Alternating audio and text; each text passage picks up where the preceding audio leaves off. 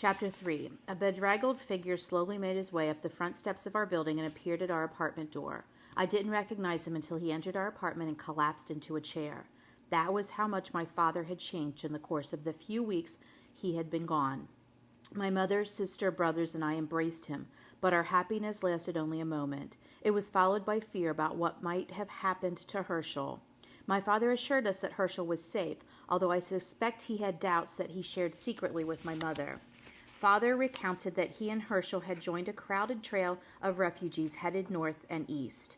Determined to stay ahead of the German tanks and troops, they had walked with the others fleeing the invading soldiers, from dawn to night, sleeping a few hours in fields where they found their only food, ears of corn plucked right off the stalks and eaten raw. Whenever they approached a town, a rumor would sweep through their ranks that the Germans were already there. With alarming speed, the Germans had taken over all of western Poland and were pushing east. Herschel was young and strong and could travel faster than my father. At the same time, my father was rethinking his impulse to leave his wife and children. So they decided that Herschel would continue alone to Narweka, and my father would return to Krakow and take his chances with the occupying army. The travel was hazardous and slow, but he finally succeeded in reaching home. I was thrilled to have my father back with us. As the Nazis tightened their grip on Krakow, Jews were barraged with all kinds of insulting caricatures. Demeaning posters appeared in both Polish and German depicting us as grotesque, filthy creatures with large, crooked noses. Nothing about these pictures made any sense to me. In my family, we didn't have many clothes, but my mother worked hard to keep them clean, and we were never dirty. I found myself studying all our noses. None was particularly big. I couldn't understand why the Germans would want to make us look like something we were not. Restrictions rapidly multiplied. It seemed like there was almost nothing Jews were still allowed to do. We were no longer permitted to sit on park benches. Then we were banned from the parks altogether. Ropes went up inside the streetcars, designated seating for Gentiles, non-Jewish Poles, in the front of the cars and for Jews in the rear. At first I found the restriction irritating. It ruined my chance to play the game of evading the conductor with my pals. Soon there would be no chance to play my game at all, because Jews were prohibited from using any public transportation. Gradually, the boys with whom I had shared so many adventures, who had never cared that I was Jewish, started ignoring me. Then they began muttering nasty words when I was near, and finally the cruelest of my one-time friends told me that they would never again be seen playing with a Jew. My 10th birthday on September 15th, 1939, passed unnoticed amid the confusion and uncertainty of those first weeks of the German occupation. Fortunately, Krakow was spared the destructive bombardments that targeted Warsaw and other cities. Even without the threats of bombs, there was terror on the streets. The German soldiers acted with impunity. One could never predict what they would do next. They looted Jewish businesses, they evicted Jews from their apartments and moved in, confiscating their belongings. Orthodox Jewish men were special targets. Soldiers would grab them off the streets, beat them, and cut their beards and side curls, known as a payat, just for sport, or what they considered sport. There were some Gentile Poles who also saw new opportunities. One morning, several Poles stormed into our building to raid the apartment upstairs where the Jewish family that fled to Warsaw had lived. They banged on our apartment door. When my father refused to give them the key that had been entrusted to him, they simply raced up the stairs, broke in, and ransacked the place anyway. Not long after that, Nazi entrepreneurs arrived on the scene in the hope of making their fortune off the misery of Jewish factory owners who were no longer permitted to own a business. The glass factory where my father worked was one of those targets. The Nazi businessmen who took over the company immediately fired all the Jewish workers except my father. He was spared because he spoke German. The new owner made my father the official liaison, akin to a translator, between himself and the Christian Poles still allowed to work. For the first time in months, I saw my father look a bit more confident. He insisted that the war wouldn't last long, and since he had a job, we would be safe. By next year, maybe by the end of this year, he predicted, it would all be over. Just as the Germans had left at the end of the Great War, so they would leave again. I suspect that there were Jewish parents all across Krakow who delivered similar messages to their children, not only to comfort them, but also to reassure themselves. My father was making the same mistakes so many others were, believing that the Germans with whom he was now dealing with were no different from the ones he had known before. He had no idea, nor could he have, of the limitless inhumanity and evil of this new enemy. One evening, without warning, 2 members of the Gestapo, the German secret police, burst through the front door of our apartment. The Poles who had pillaged our neighbor's apartment had tipped them off, telling them that we were Jews and that my father had refused to hand over the key. Reporting him was their chance for revenge. In front of us, these thugs, who could not have been more than 18 years old, taunted my father, shouting at him to tell them where he had hid the key. They smashed dishes and pushed over furniture. They shoved my father up against the wall and demanded to know where we kept our money and jewels. I guess they really didn't take a close look at our modest apartment. They just followed their racist ideology that all Jews hoarded wealth. Despite their brutality, my father thought he could reason with them, that by using calm logic he could convince them that we had no money or jewels. "Look around," he said to them. "Do we seem rich?" When he realized that they weren't interested in his arguments, he did something even worse. He said that he would report them to their supervisors, the Nazi officials he knew at the factory. His threats only inflamed them. They beat him with their bare fist, slammed him to the floor, and choked him. I was sickened by their ruthlessness. I wanted to run away so I didn't have to watch, but I felt like my feet were rooted in concrete. I saw the shock and shame in my father's eyes as he lay helpless in front of his wife and children. The proud, ambitious man who had brought his family to Krakow for a better life was powerless to stop the Nazi brutes who dared break into his home. Suddenly, before I realized what was happening, these bullies dragged my father out of the apartment, down the stairs, and into the night. Those were the worst moments of my life. For years after, those scenes of horror replayed in my mind. In a way, that terrible episode became not only the precursor, but also the symbol for all the horrible viciousness that would follow. Until that instant when I saw my father beaten and bloody, I had felt somehow that I was safe. I know how irrational that must seem, given what I saw happening around me, but until that evening, I thought I had a special immunity, that somehow the violence wouldn't touch me. Until that instant, when I saw my father brutalized before my eyes, I knew different. The realization convinced me I couldn't be passive. I couldn't simply wait for the Germans to be defeated. I had to act. I had to find my father. In the days that followed, my brother David and I searched all over Krakow, trying to find where the Gestapo had taken him.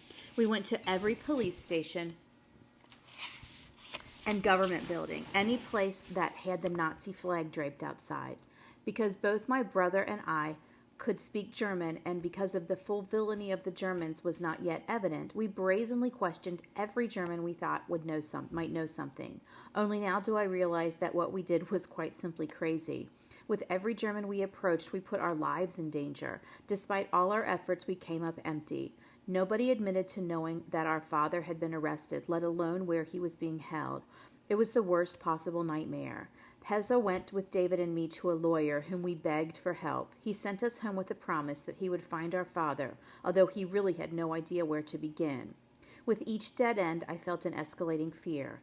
I did my best to hide it and appear strong for my mother, but sometimes she shook me awake at night because I had had another nightmare, reliving those awful moments when my father was beaten before my eyes. I tried to keep from thinking the obvious. If the Nazis could beat him in front of all of us, what might they do to him when he was out of our sight?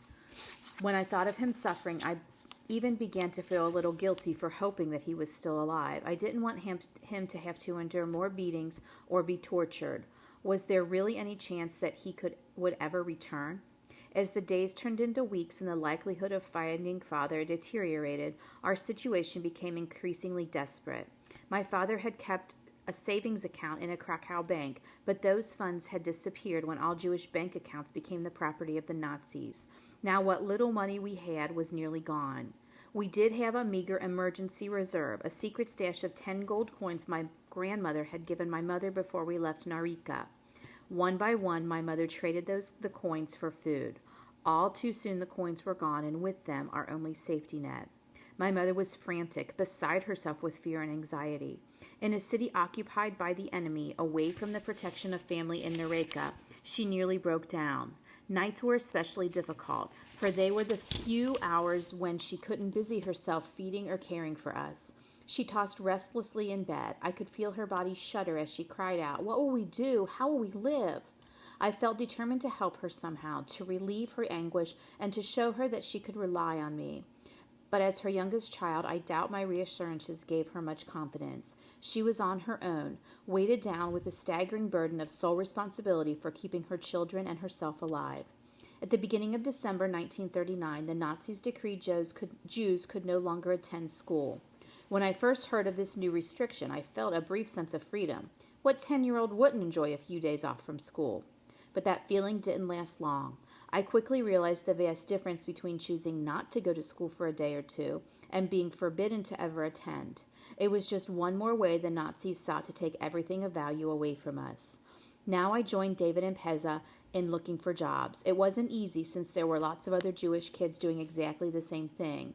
David managed to find work as a plumber's helper, carrying his tools and assisting him in a number of ways. My sister worked cleaning houses. I started hanging out at a soft drink company, volunteering to put labels on the bottles. At the end of the day, I received a single bottle of soda as payment. I took it home for all of us to share.